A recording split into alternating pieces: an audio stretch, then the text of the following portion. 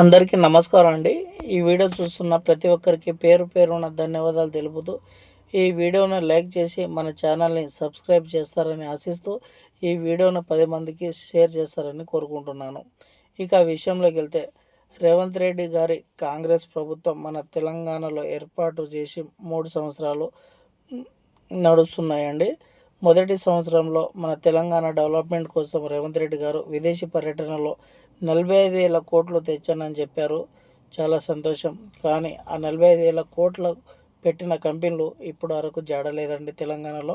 అదేవిధంగా రెండో సంవత్సరంలో 1,75,000 కోట్లు దావోస్ మీటింగ్లో దాదాపుగా మంత్రుల బృందంతో వెళ్ళి 4 రోజుల పర్యటనలో 1,75,000 కోట్లు తెలంగాణలో వస్తాయని చెప్పారు. దానికి సంబంధించిన ప్రచారం పెద్ద ఎత్తున హైదరాబాద్లో హోర్డింగులు పెట్టి ప్రచారం జరిగింది. చాలా సంతోషం. వాటి ద్వారా నిరుద్యోగులకు జాబులు వస్తాయని మనం కూడా ఆశించాం. కానీ ఇక్కడ కూడా మనకు ఎటువంటి జాబులు రాలేదు, కంపెనీ కూడా రాలేదండి.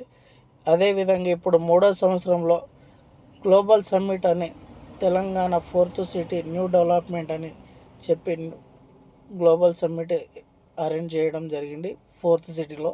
చాలా సంతోషం అండి. మొదటి రోజు 2,35,000 కోట్లు వస్తున్నాయి అని చెప్పారు. చాలా తెలంగాణ ప్రజలకు చాలా సంతోషాన్ని ఇచ్చిన విషయం.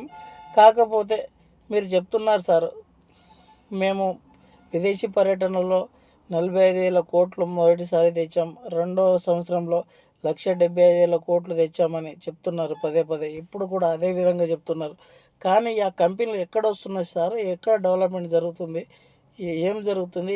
ఎంతమంది వాటి ద్వారా ప్రజలకు మేలుకు కలుగుతుంది అని మీరు సమాధానం చెప్పాలి సార్. ఇదంతా డైవర్షన్ పాలిటిక్స్ అని మేము అనుకుంటున్నాం. ఎందుకంటే మాటలకే పరిమితం అవుతున్నారు, కానీ ఆ ఒక్క కంపెనీ కూడా తెలంగాణలో వచ్చింది లేదు, కార్యరూపం దాల్చింది లేదు.